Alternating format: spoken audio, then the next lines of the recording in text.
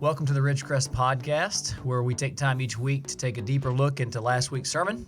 I'm Michael Estes. I am not Matt Cloyd, and joining me today is our student pastor, Logan Elsie. Logan has made easily. it. I was doing so good, man. You can call me whatever you want to. It'll be great. I'll call you Logan. Mark Brazier's going to be so happy about this. I will hear a comment about it on Sunday. You think so? Every time that anything happens that is to my detriment or to make fun of me, Mark Brazier will say something the following Sunday. My mom will probably write you a very sweet card saying that she apologizes for the way I pronounced your name, because she's just a kind raised person him like better. that. We raised him better than this. Yeah, they did. They really did. Even though I will say that, and this is not, I've found a trait that's just my mom's trait, but occasionally back when I was growing up, she would regularly forget my friends' names. She would call them other things.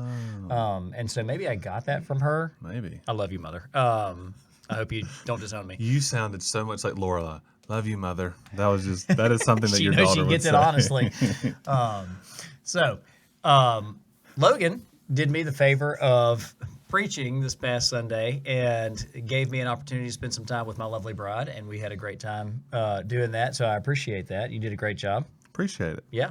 You managed to potentially make everyone in the church mad by talking about Halloween, Reformation Day, and then the people who don't celebrate pagan holidays. Yeah, then I was like, happy Sunday for you. That's right. Today's just a normal day. Just a normal Just day. enjoy it. Today is All Saints Day, Hey. which is great.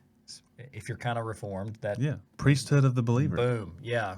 So we celebrate Hebrews 11 and 12 today as we think about the saints that have gone on before us, and we do that by eating all of our children's Halloween candy. I've really considered, this is not on topic with anything we're talking Yeah. about. I follow some people, some teachers who come from different church traditions that really follow the church calendar, and I've never even seen the church calendar. Yeah, it's complicated. And that's what I've heard. I've heard there's like 90% of the year is full of like different celebrations of saints Yes. and then holidays. And then they have like there's a few, like, what do they call them, like ordinary days where there's just nothing going on. Yeah, I don't know what they call that, but yeah. I've wanted to like at least like follow it for 1 year and just be like, hey, this is Saint Augustine, this is Saint Bartholomew, this is Saint Michael. Like, let's talk about. There probably is some benefit to looking. I mean, we have a whole chapter in the Bible that's dedicated to former faithful believers, and then we're told like these guys are watching us. They're a great cloud of witnesses helping us run the race. So it might be really beneficial to do that. I think I tend to be fearful, uncomfortable of like over exalting normal people, especially because we believe that everyone is a saint. We are all priests in the kingdom, Which exalts all normal, ordinary people. Right. Which is pretty But I think it's probably still beneficial to say, like, hey, these people did really cool things for the kingdom. Let's talk about it. Yeah, we can learn a lot from them, I think. Speaking of learning a lot, as a kid, Oh, here we go. what was your favorite Halloween candy to get? Butterfinger. Nice. Because you ate it and then you kept eating it for 8 hours after. That's 'cause it was right. It's stuck in your super teeth. sticky. Yep. Is it technically, Steven, you'll know this, is it peanut butter? What is actually in a Butterfinger? I don't know why you thought I'd know this. I don't Steven know. does not know. I'm just trying to bring you into the conversation. I'll look it up. All right, Steven's going to look that up. For Because me, it's not like peanut butter, is it? no, I don't think it's peanut butter. I don't know what it is, to be honest. Butterscotch, maybe? Literally, who knows? I don't know. For me, it was Reese's Peanut Butter Cups. Man, like, yes. Even now. You just said it, but do you say Reese's or Reese's? I'm a Reese's person. Yeah. I hear people all the time say Reese's Pieces. And they're wrong. That's nobody ever says Pieces There's of anything. there's an apostrophe. It's Reese's candy. Yes. Yeah. And they're like, no, it's Reese's. And I'm like, you're so dumb. Wrong. Yep. If you're listening and you say that, You're wrong. correct yourself. Yep. The same people who say Reese's eat ham at Christmas. And they're also wrong because holiday ham is disgusting. Whoa, Yep. That's a different Hot take. subject. Hot take. Ham is fine. And now you got to have turkey too, but you can have both. It can be a 2-meat holiday. I've never heard the qualification of, nah, today's just a 1-meat holiday. Nope, today's it. This is one of the big ones. We're going 2 meats. Yep. I'd rather, if I was going to have a 2-meat holiday, I would rather have a smoked turkey and a fried turkey. I'd be fine Let's with do that, that. too. Yeah, I'm let's good do with that. Let's just leave ham out of it. But ham's fine. You're already saying it. Turkey is great. Ham is Well, fine, the only problem with turkey is that you can really mess it up and dry it out really bad. right? Ham, not usually that problem. Yeah, because you go to honey baked ham and they just That's right. dunk it in sugar Yep, and then it's so good. light it on fire. It's good. Layered crisp peanut butter. I don't know what that means. What is Okay. crisp peanut butter? Layered crisp peanut butter. It's really crispy and sticky. That's a Butterfinger in case you've lost track of what we're talking about, Yeah. which wouldn't be Anyway. surprising at this point. Anyway, So, I'm ready. all right. So, this past Sunday, we didn't talk about Halloween. We didn't talk about Halloween candy. We talked about a moment of both trauma and irony and humor. It's a very complicated passage that you looked at. One that you mentioned as a part of the sermon that didn't seem to fit in the overall narrative. It does, Yeah. but you have to think through. What is your opinion on that? Yeah, so there are these weird blips in Acts where it's almost like Luke is like, hey, he doesn't say it. This is what makes him a good writer. He doesn't tell you what he's actually doing, but like there's a subtle move that he's making, which has to do with we're getting ready to push the church outside of Israel, outside of these kind of outskirts of Israel. We're about to get ready to go out into the world. And you mentioned that as a part of your sermon, but like I think that's what Luke is doing in chapter 12 is he's like, hey, persecution came, it was big. There was this weird, funny thing that kind of happened, and Peter was released, and people were praying for that, but didn't really expect it. We'll get to that later. And then we have Herod die at the end of the chapter, and then all of a sudden Barnabas and Saul they're sent off. Right. They go at that point, and that's where we start to see it go to the ends of the earth. And so it almost is like you used the word very well. It catalyzes the movement of the church out into the world. I think that's what's going on. But Luke doesn't tell you that's what's happening. He doesn't say this is the reason that they started to go farther away. Right. But I think that's what makes him a good writer is that he is doing that without saying it. And I think Luke Acts is very narrative. Yes. And like you and me both read literature and fiction, so I think we see it a lot easier than a lot of people who don't read stuff like that. He's very much a storyteller. Like a lot of times, and this is kind of what I was getting at about the humor and the irony is people read the Bible in general, but also Acts and Luke as like maybe like just a historical account, like he's just listing things that happen. Right. And when It's you not realize that like he's telling a story, it's true. There's nothing fictionalized about it, but like the way that he puts things in, the way that he places and organizes things, the way that he tells the story, he's trying to get something deeper across. So I think a way to think about when you read the Gospels, when you read Luke, Acts, when you read these narrative accounts, the way to think about it is we shouldn't read it as a history textbook. We should read it as, and like this is going to sound weird, but it's almost like I'm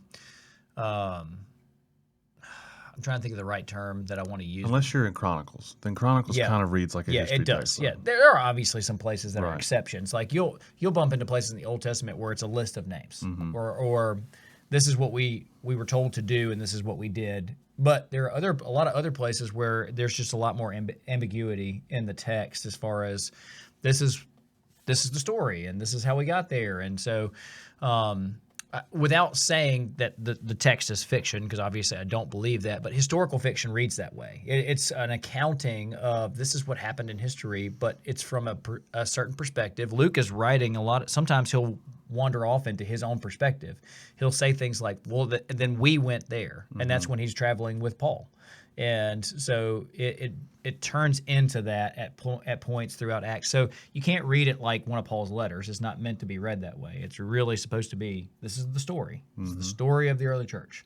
And stories tend to be a lot more complex than logical trains of thought in letters. Yeah. Well, and I think, just last point on that is I think the Hebrew writers were so obsessive about, leaving Easter eggs or clues or tying back to things that we have a hard time contextualizing that because very few of our English writers today do things to that magnitude. And so there's a reason why they say that this Hebrew literature, the Bible, we're supposed to spend a lifetime meditating on, pondering on, because there's layers and there's like literally holes to fall into where we are trying to figure stuff out.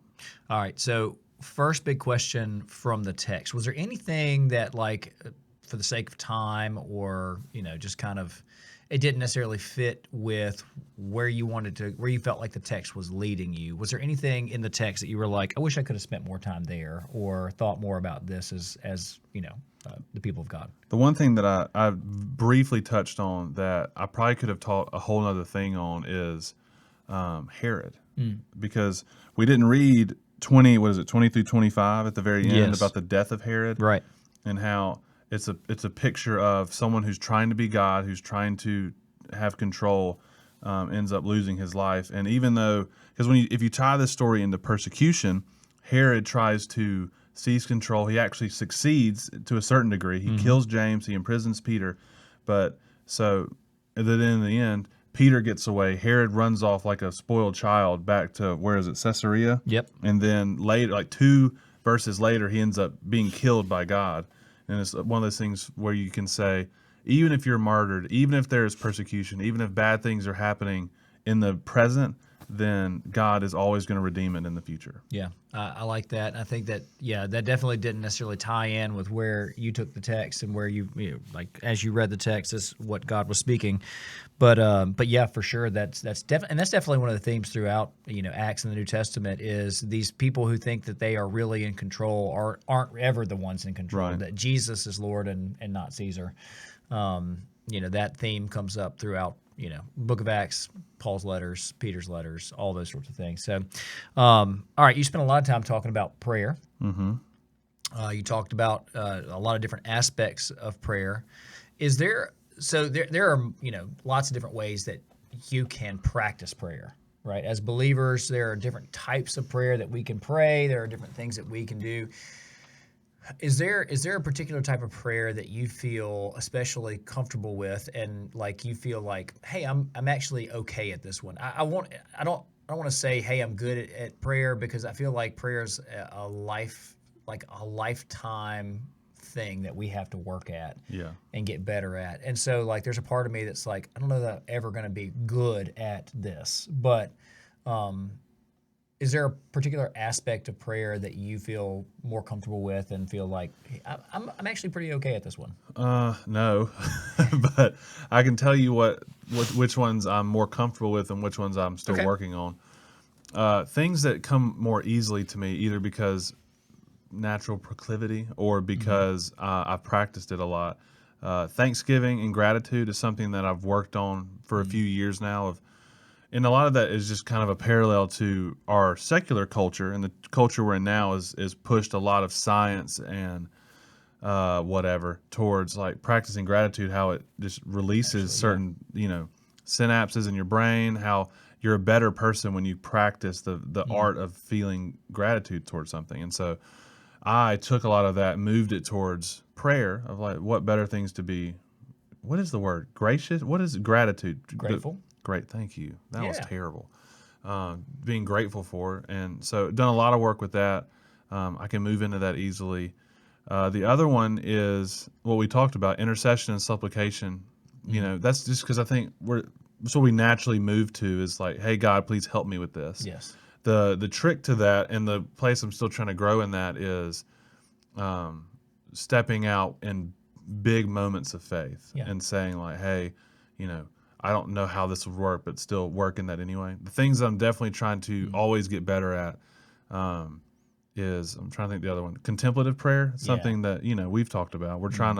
I'm trying to really learn how to sit in God's presence and how to be in silence. I don't do well in just massive amounts of silence. I get uncomfortable. I want to distract myself. I want to escape from things. And so learning how to just sit and contemplate, and a lot of times that moves into prayers of praise. And then, confession is always hard. You're being vulnerable. You're trying to confess your brokenness to the Father. And then lamentation, of just crying out to God about how you're feeling. And usually with lamentation, that's more negative, more sadness, anger, hurt, grief, stuff like that. So yeah. So culturally, culture. I mean, I don't mean culturally. I mean as the church that exists right now.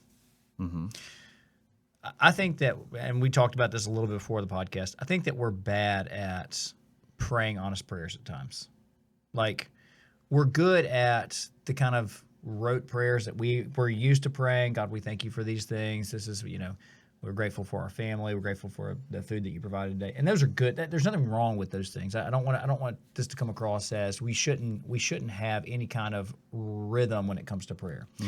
But I feel like we're bad at really honest prayer at times. And so like when things are really hard or difficult and we're struggling, to be really honest with God about that. Why do you think that that's such a struggle? I'm trying to remember. I was listening to somebody talk, and they said, especially in the South, like not South America, but the Southern culture of America, we have this obsession, we could say, about niceties, about like to be polite, to be hospitable, which is great in so many ways, but it is seeped down into our culture so much that even as believers, when we're trying to pray to God, we're most concerned about being nice. We don't want to upset anybody. We don't want to rock the boat, and I think that leads us to feeling like, oh, I don't want to bother God. Oh, I don't want to upset God. I don't want God to be angry at me. And when you read the New and the Old Testament all over the Bible, there's places where God's people cried out to Him in joy and praise and happiness, but the majority of the Bible, when people talk to God, they are crying out saying, God, where are you? Like, I need help, or God, I am angry right now, or God, you caused this pain in my life.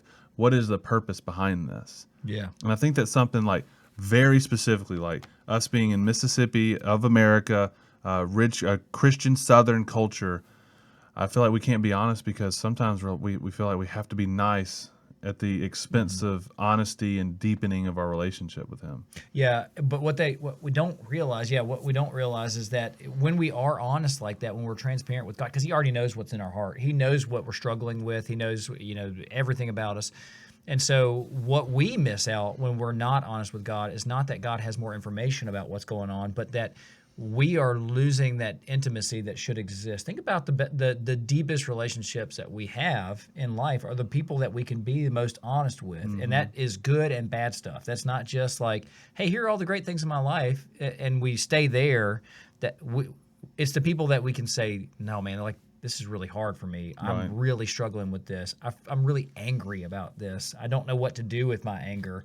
I was thinking about when you were talking about all that, Psalm 88 is a psalm where the psalmist is just like, basically, I'm in a terrible place. Basically, I am counted among those who go down to the pit. I'm a man who has no strength, like one set loose among the dead, like the slain that lie in the grave. I mean, he's basically saying, I'm just basically dead. And then he goes on and he says about God, your wrath lies heavy upon me, and you overwhelm me with all your waves. You have crushed my companions. You have caused my companions to shun me. You have made me a horror to them. He keeps going on, and he's like, he goes on, but I, O Lord, cry to you in the morning. My prayer comes before you. O Lord, why do you cast my soul away? Why do you hide your face from me? Afflicted and close to death from my youth up, I suffer your terrors. I am helpless. I mean, like, that's pretty honest. I mean, and I don't know that he gets to the end of that psalm and it's like it's not resolved, but we also have the rest of the psalms sitting there saying, yet I know that you're faithful, God. And it's those people that we can really pour ourselves out to, or the people that we're the closest with. And the person that we ought to be closest with in all of our life is God Himself, because He's our creator and our redeemer. And yet so often we pray these prayers of like really polite prayer. And I think part of that is, and we talked a little bit about this, we're afraid that we're going to be blasphemous when we cry out in that way, but we have the scriptures for us that basically, and I think you can be blasphemous in that. Like you can be angry and sin in your anger as you approach God, right? So how do we avoid that? Like how can we be honest and at the same time not blaspheme, not say false things about God? Right. I think for us in our context, that is further away than we think. I think you can be pretty honest. And when you were talking, I was thinking about how do you really deepen relationships with people? Most of the time, it's because at some point in the relationship there comes conflict. You address the conflict, and then you resolve it, and then you move deeper through that. And then I think about a lot of our church family and people that we've come to talk to that are not believers. And most of the time, sometimes it's a purely like, I am science-based, I don't see the facts, blah, blah, blah. But most of the time, the reason why people are not Christians or they do not believe in God is because they hate God. Whether because people within the church have hurt them, whether God, in their mind, God has hurt them, they don't like God. And I do think that if we were to normalize bringing this to Jesus, bringing that wrestling with God in our prayer life and in our time spent in silence and by ourselves, God works with us in that. God wrestles with us. God takes the pains of our heart and he heals that. Yeah. And so how many more people would have a deeper relationship with Jesus or would even have a relationship with Jesus if we as a church were like, hey, do you have issue with God? Well, take that to him. Like, talk to him about it, see what he says. I think you would see less people walking away from the faith because people would say, I've got this issue. Let me spend some time really bringing that up to God. I mean, if that's you walking, like going on your morning walk and just saying like, God, this makes no sense. God, I'm not happy right now. I'm not okay with this. Why would you allow this to happen? Why, if you say you're good, show me that you're good. I think that kind of emotion is not just okay. I think it's very needed and helpful. I think, I even think it's okay to yell at God. I think it's okay to scream and be angry. I think if that sin goes on too long or you're not trying to resolve it, you're just sitting in that anger, it could not go to a good place. Not when you instead of letting the sun go down on your anger or whatever, work through that process. This should be a process of you trying to resolve it and healing. If you're just using God as a spiritual punching bag, I think eventually that gets to an unhealthy place. For sure. Yeah, I think the key there is I am sharing this anger with you because, one, I trust you, and I don't understand why this is happening the way it is. And part of the reason that I don't understand is because I do trust you, and two, I don't want to leave it here. Like I want our relationship to be right. I don't want it to be broken. And so, yeah, I think that's the key when it comes to how do I express my anger to God and not blaspheme? How do I, how am I completely transparent with God and at the same time right with Him? And so it is a hard thing to do, but it's worth doing. Yeah. I definitely think that's the case. And I think the flip side of that coin is if you're going to take that chance and be honest with God and really let Him have it and let Him know what is on your heart, you probably need to spend equal time, if not more time, sitting in silence and seeing what He has to say. Yeah. And that's right. And that's a practice we're all trying to figure out. It's something that just our tradition and culturally we have just not done well for the most part. And culturally we don't like silence at all. Exactly. Yeah, we feel uncomfortable every time it's quiet. I used to do a thought experiment with my students. We would have a day where for 15 minutes everybody had to sit in silence. You could not access any technology, your phone, couldn't talk to each other. And that's an couldn't eternity. Fall asleep. Yes, so long. And couldn't fall asleep, just had to sit there quietly and think. And then for the next 45 minutes after that, they wrote about it. And let me tell you. Is that when you told me like you had kids that would write like incredible poems and stuff like that? Yes. Is that during this time? Yeah. They all of a sudden like something was unlocked in them that like, oh, I do have a lot of thoughts. And, when I'm not distracting myself, I can put those and connect those things together. But yeah, generally speaking, we just don't like silence because we're uncomfortable in that silence. And part of the reason is we're confronted with ourselves in the silence. We're confronted with God in the silence. And we don't want to deal with some of those things sometimes. And so anyways. And when you sit in silence, God tends to process things. And a lot of times we don't think we can handle processing things. Yes. God tends to bring up hurts. He tends to bring up wounds. And in that silence and in that quiet is when he starts to heal. Yes. And we don't like the act of healing. It's usually painful. Yeah. It's like, what's his face? Narnia, the dragon. Yep. When he's being healed by Aslan. Eustace. Man, we're nerdy today. Yeah. We're getting into it. I just screamed into this microphone. Just waking What did he say? He said, I can't quote it, but he said like it was painful, but like in the best way. Yes. Because this pain was nothing in comparison to being healed. Just go read the book. It'll be great. It is great. So thinking back to kind of different ways to pray, and I agree that one of the ways that we're just bad at is being this is praying these honest prayers and that sort of thing. You mentioned the idea of praying big prayers. Mm-hmm. Okay. And this triggered a good conversation between me and my oldest last night. Oh, good. Yeah, we started to talk about that, and he was like, "What do you think my big prayer should be?" And I was like, "Really, that's a decision that you have to make. But I don't think that's something that you should just decide right this second. I think Right. you should spend some time thinking about that, thinking about what's a prayer that I could pray that only God could answer. Like I couldn't do this in my own strength. I couldn't do it in my own power, my ability, the ability of a group that I'm a part of, whatever." Because it's kind of a commitment, and we Yeah. can get into that. But like, Yeah. because but anyway. Well, and so that's what I was going to ask you is like when you're thinking about big prayers, like what was going through your mind as you like, hey, Ridgecrest, we need to pray big prayers? Because I totally agree with you. I think that's where our heart should be right now is we want to be a part of something that only God could do. So how do we pray in that way? I think it's very true that it starts. I think it starts in prayer. It starts in when you're like with God and you're thinking and you're sitting in silence and I think there's a lot of our people, especially today, like in today's world, where there's a lot of anger, there's a lot of hurt, there's a lot of mistrust, there's a lot of things that we think should be better than they are currently. Yes. And I think there's a reason for that. Like I think there's a reason God is moving our hearts and our minds and our spirits towards whatever you want to call it. Injustice, pains, disasters, whatever. And I think God is moving us towards that to push us to something like that. So I think if you're a kid, an adult, whatever, and you're trying to think like what could that prayer be? I would ask questions like, when you're praying, when you're thinking about things, when you're talking with your community, what repeatedly comes up and what seems like futile? There's nothing that can do. This is just part of the world that we live in.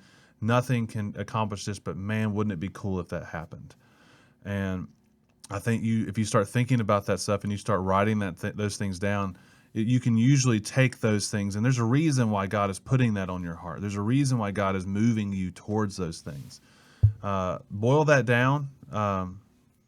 Get it down to where there's probably one or two. Mm-hmm. I would say I wouldn't pray like a bunch of things at once just because it's a commitment. What I mean by that is I don't think it's – I think when we pray, we don't pray persistently, and I think with big prayers, it requires something of us. Yes. Not like it's anything under our power, but when you look in the Bible, when you look in the scriptures, when you see people praying, like when you see David praying over his son, how he is mourning, how he's praying day and night, like he's fasting, he's not eating.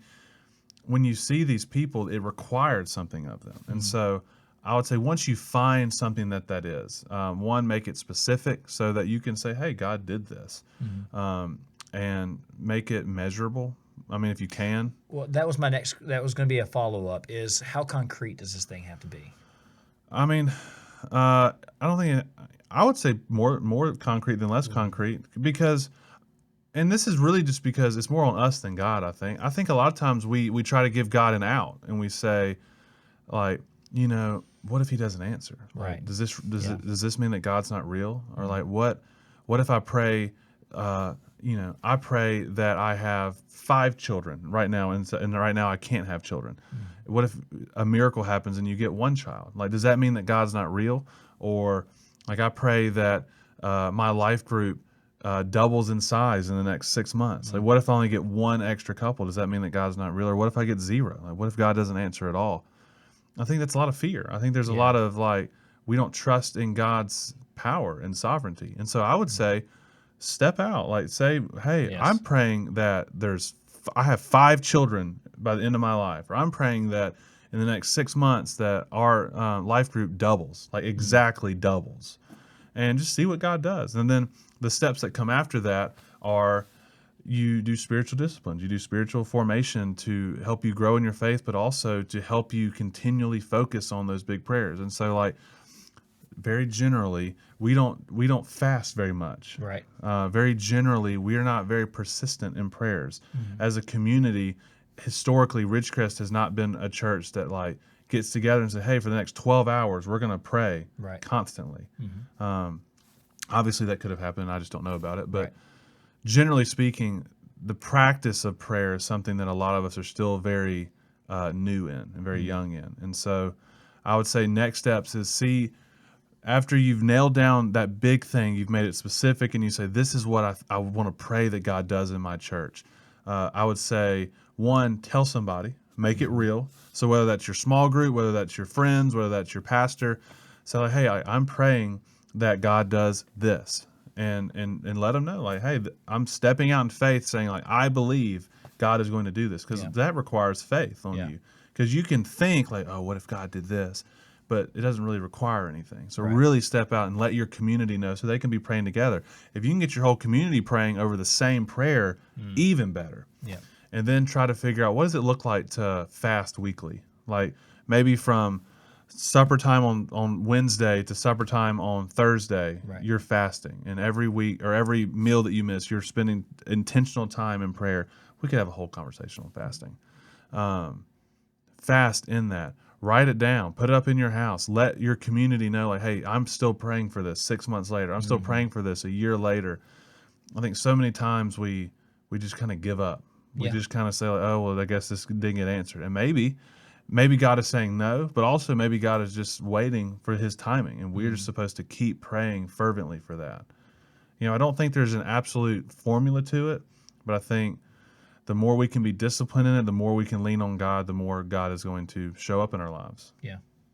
All right. So we've talked a lot about just kind of specific ideas about prayer as far as like, you know, big prayers and those sorts of things, confessional sorts of prayers, you know, prayers of frustration, anger, that sort of thing. We've mentioned this a couple of times. We really haven't given it a definition, contemplative prayer. I do agree that like so often our prayer is us talking at God, not talking with God. And that's because we omit the silence that we should sit in at times. What is contemplative prayer? And just kind of a basic definition if you have one. And then why is it beneficial and how should we do it? First off, I'm not good at it. Me neither. I'm very new at learning what it is. But to me, I would say contemplative prayer comes from the word contemplate. We're thinking about God. We're thinking on the things of Jesus. So often we get so busy. The way that I've put it to students and people in general is we'll go all day and we'll forget that God exists. Like this is a God who created us, who saves us, who justifies us, and is making us more like him every single day, supposedly, yet we go all day and we don't even think about him. We forget that he exists. And so contemplative prayer is saying, this is my relationship with God is such a priority. I want to hear from him so much. I'm going to take time out of my day, whether it's 10 minutes, an hour, a day, and I'm going to sit and I'm going to listen and I'm going to think about his goodness. I'm going to think about what he has done for me. And then like Elijah, I'm going to sit and wait on the whisper and hear his voice. Yeah. So to me, very generally, that's what it is.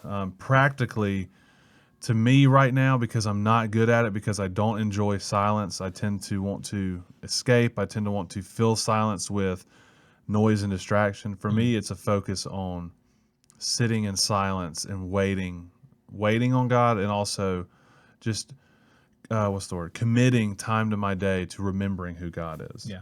And so, yeah, I like that. I think one of the things that I would encourage people to do if they want to start trying this, again, this does not have to be something that it's the same thing every single day. It's a little bit different as far as like there are some things that are going to be restrictions to this. Like if you're at a job where you're around people all day long, it's going to be hard to just kind of get away for a second and have that moment. I would say like we all have time for this. We need to, it's about prioritizing it. And so it may be like, hey, I've got my lunch from this time to this time. It's going to be 30 minutes.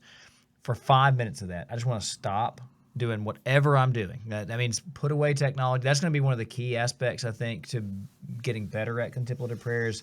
Technology is a barrier, not a help when it comes to being able to sit and contemplate for long periods of time. So putting that stuff away and just thinking about God. And it's okay to be distracted. Personally, not to create distractions on purpose, not to like have your phone and like pick it up.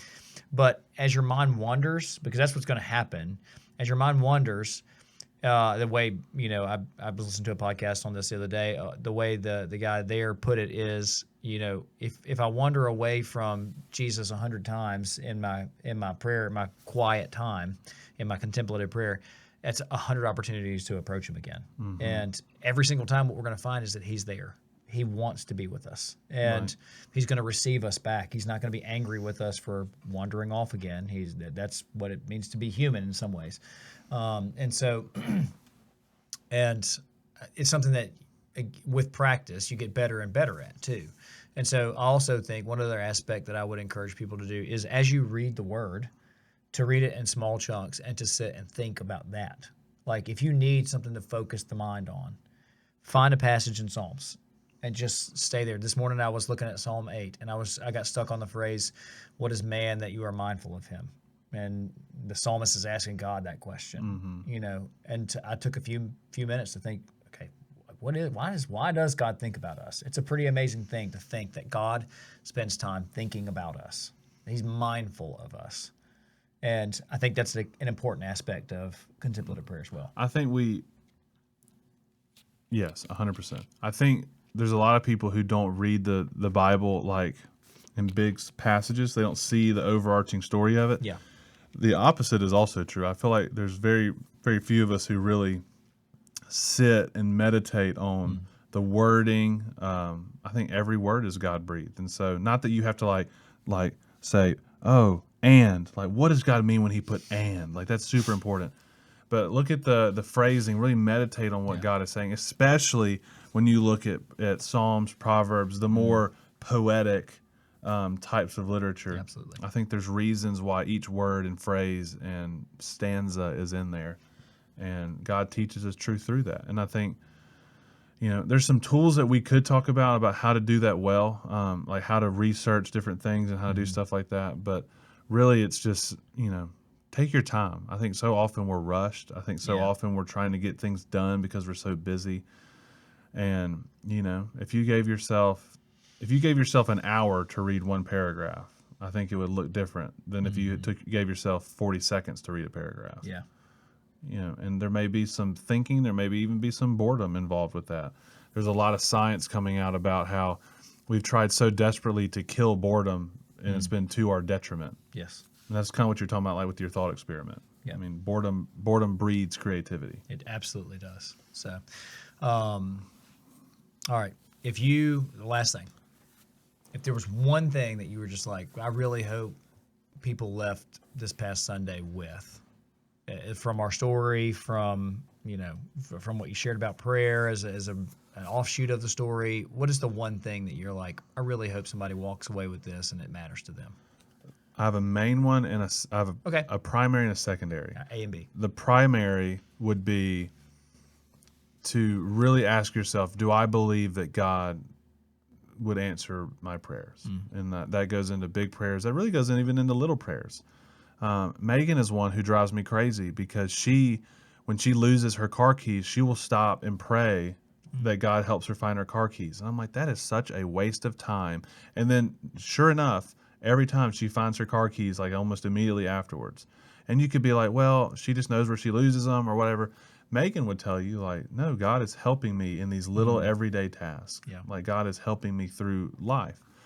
So it's little things, and then it's big things like, God, I pray that my friend who wants nothing to do with you would come to know you, and then you pray for that. And I think, ask yourself, like, do I really believe that God is big enough to do these things? Yeah. So primary, I think we've really got to start praying like we think God will actually do some stuff. Secondary is I want our people to really start thinking about how to read the Bible as it is, as a collection of multiple different types of writing. There's history, there's songs, there's poems, there's narrative. There's all these crazy ways of reading the Bible. I think so often we read it like it's a IKEA user manual. Yeah. And we're just like, there's words on here. I'm trying to download all this information as quickly as possible so that I'm a better person. And I think this is just a window into how we see God and how we know Him and how we learn from Him. And it's so much deeper than what we think. There's a reason why the Bible says, meditate on it day and night. It's a lifetime of learning. And part of that is, like we were talking about with Acts 12, like it's humorous. It's okay to say, like, hey, this is kind of funny. Like, that doesn't make you any less of a Christian. Doesn't mean that you're not taking it very seriously. But I think there's a reason why funny things happen in the Bible. I think it's okay to say, like, hey, Jesus was kind of sarcastic at times, and Jesus, like, messed around with people. Yep. Like, and he's still God, and he's still serious. He still died for your sins, but the Bible is not written like a owner's manual. That's right. And so, secondarily, I would say, really just try to think through how the Bible is written, and really let yourself read it like it was written. Yeah, I like that. And if you're listening and if you have questions about that, questions about prayer, questions about how to read the Bible, Logan and I would love to answer those questions. It's what we live for, what we believe we've been called to do. And so, if you have questions about that, feel free to email us. You can reach us at church. And we would be happy to walk through any of that stuff with you, or help you find somebody within the church that wants to do that with you. And so, because we do this as a community.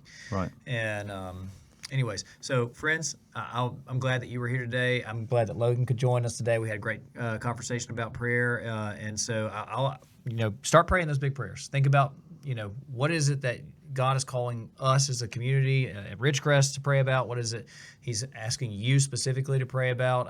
I've asked you to pray for one specific person in your life that you or family that you can share the gospel with or bring with you to church. And I hope that you've been praying that. I actually believe that for some of us, that's a huge prayer, because we're really scared about sharing the gospel.